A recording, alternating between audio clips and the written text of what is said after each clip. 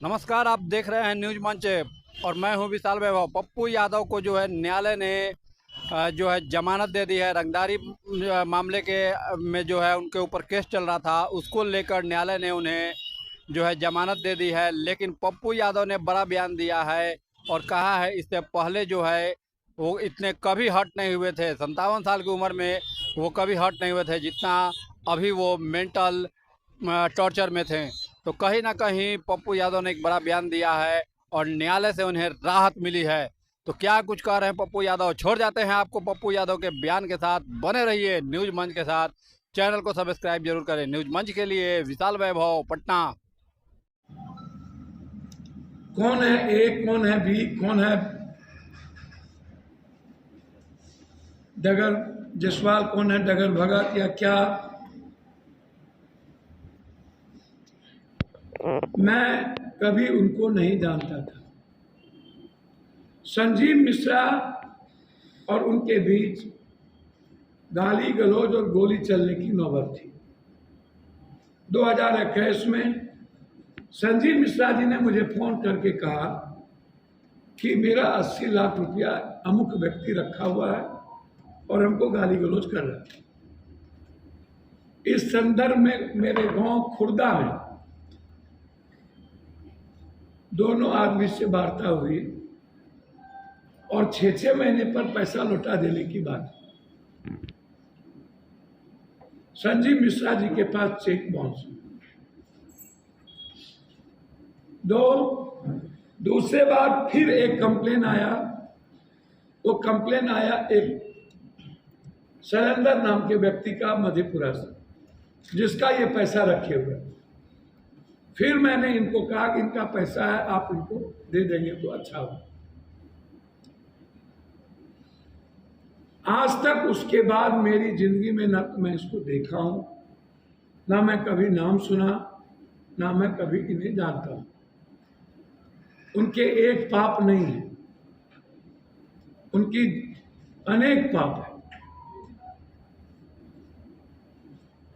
उनके पीछे एक बिजनेसमैन है पूर्णिया का, धखरू चौधरी या धखरू चौधरी या जखरू चौधरी, नाम हम नहीं बोले। एक पूर्व विधायक है जिसका नाम खलंदर है या भलंदर यादव है या ललंदर यादव है, जिन्होंने अपने आका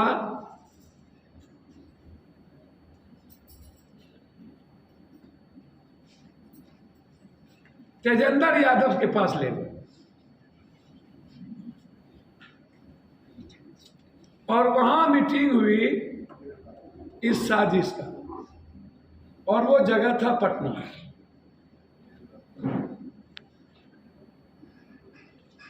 और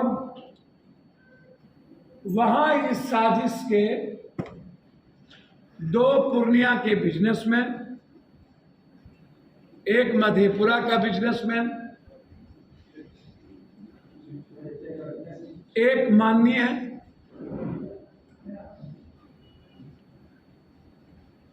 और एक बिहार के बड़े नेता खिसियानी बिल्ली खंभा नोचे। इतना ही स्थिति नहीं है,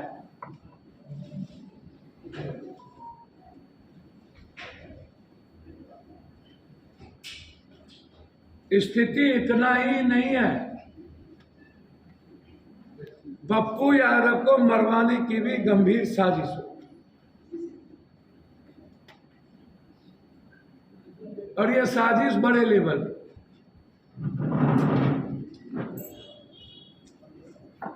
कई बार मैंने सुरक्षा का मांग किया है,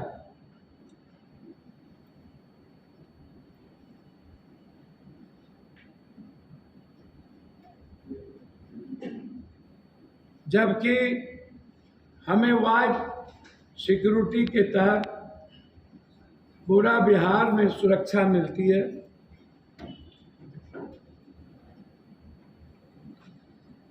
चुनाव में भी मारने की बात कही गई, तो इतनी बात नहीं है। और इसके बाद कुछ छुटभइये पत्रकार लोग इसके हिस्सा हो जाते हैं, क्योंकि पप्पू यादव से टीआरपी मिलती है, व्यूअर्स मिलते हैं। तो व्यूअर्स के लिए किसी की जिंदगी खत्म मत करिए।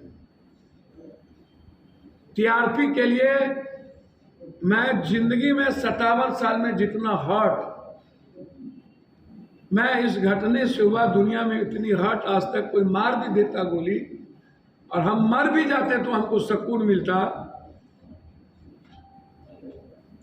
लेकिन यह घटना जिसके बारे में मैं सपना में भी नहीं सोच सकता था। एक सप्ताह के अंदर वो पटना में कहां गए, किस किस से मिले, उसके मोबाइल का लोकेशन क्या है, यहां पर वो किस किस से मिले, उनके मोबाइल का प्रिंट आउट निकाला जाए। और आज मैं केस करने उन पे जा रहा हूं।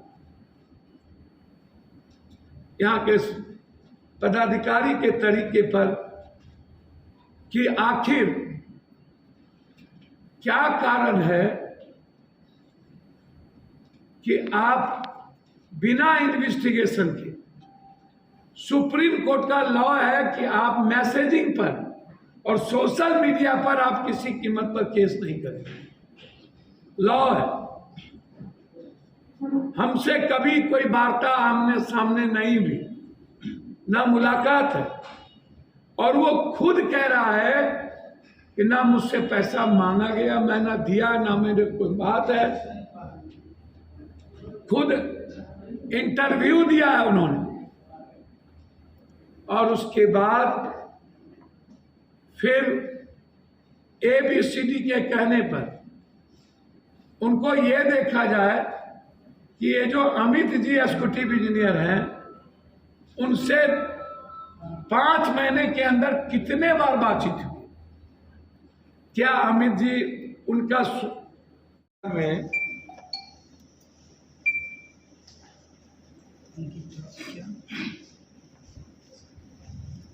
पदाधिकारी, नेता, माफिया के मिली भगत से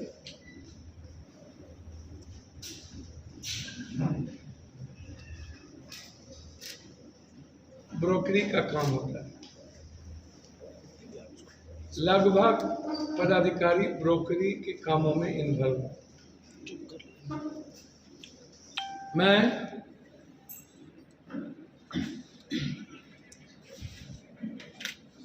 डीजी साहब को चिट्ठी लिखा हूं कि लगभग थाना प्रभारी के मोबाइल कॉल का डिटेल लिया जाए,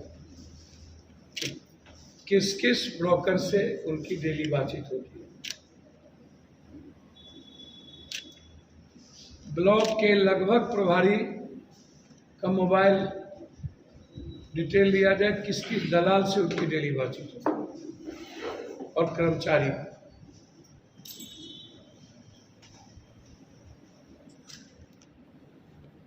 किस किस नेता, ठेकेदार और पदाधिकारी का कि मिली भगत से पूर्णिया, कटिहार में टेंडर का काम चल रहा है।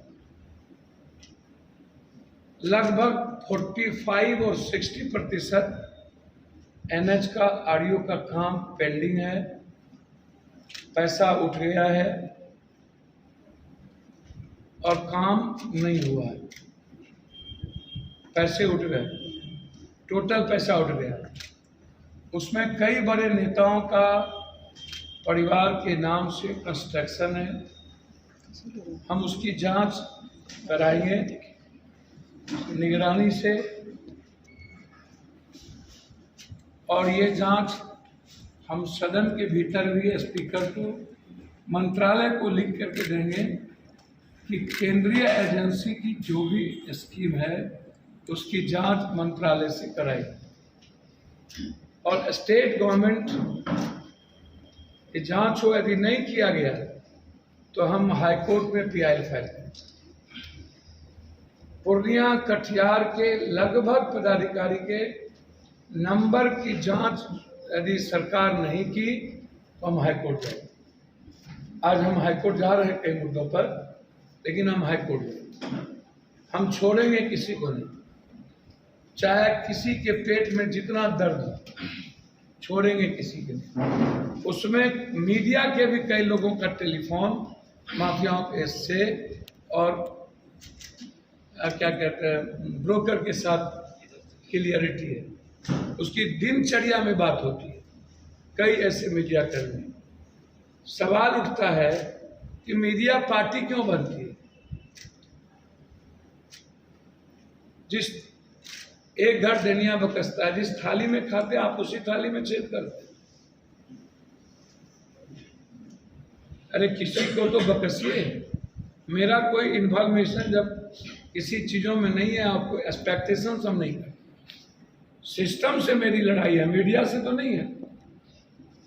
मीडिया के लिए कहते हैं हम फ्रेंडली हैं और हम रेस्पेक्ट देते हैं, लेकिन इसमें कुछ लोग पार्टी बनके और जातीय आधार पर काम करते हैं जो सही नहीं है। मेरा आग्रह होगा कि पार्टी और जातीय आधार पर कुछ साथी जो काम कर रहे हैं वो ना करें। शीशे के घर में रह के पत्थर ना मारिए।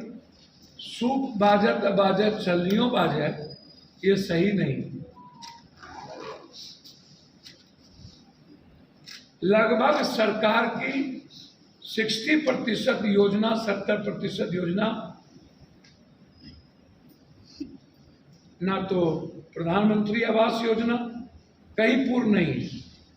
10,000 रुपया मिला, 2,000 रुपया नहीं दी गई, 8,000 रुपया में कुछ नहीं बना। 20,000 रुपया दिए, 18,000 रुपया, 14,000 रुपया मिला, 16,000 रुपया मिला, 4,000 नहीं मिला, कुछ नहीं बना। ईटा खड़ा करके घर वैसे पड़ा हुआ। जल नल योजना पूरी लूट हो गई, पूरी। और कहीं भी दलित बस्ती में, आदिवासी बस्ती में लगभग 90% ODF नहीं, लगभग। और ब्लॉक में मोटेशन और जमाबंदी में CO का ऑफिस 1 करोड़ का प्रैक्टिस है, 1 करोड़ रुपये CO की ऑफिस के। और यही स्थिति मनरेगा की है। 60% मनरेगा का बंदर बांट हो गई, 70%। धारक कौन है कौन नहीं है कोई मतलब नहीं। हाल NGO के द्वारा जो भी चीज यहां चल रही है सब के सब घोटाले। हम किसी भी NGO को नहीं छोड़े। रुपौली में जितना NGO ने, भवानीपुर, रुपौली, बनमनखी, कस्बा, जो नगर निगम में काम कर रहे हैं, उप जो अभी बना है नया नगर परिषद, सब चीज जितनी खरीद भी है उसमें बंदरबान, सारी सफाई चीजों में बंदरबान। लगभग जो भी NGO आए हैं पूर्णिया कटिहार में, हम उसकी निगरानी चाहेंगे और उसकी जांच चाहेंगे। 60-70% NGO यहां से पैसा गायब कर टोटली।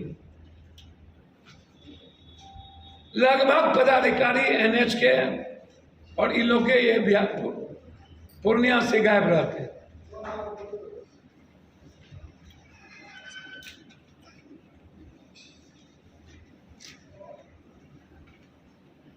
ये परिस्थिति है। इसीलिए 3 तारीख के बाद अविलंब हम निगरानी कमेटी की बैठक बुलाएंगे और हम अपनी बात पूरी मुस्तैदी के साथ रखें।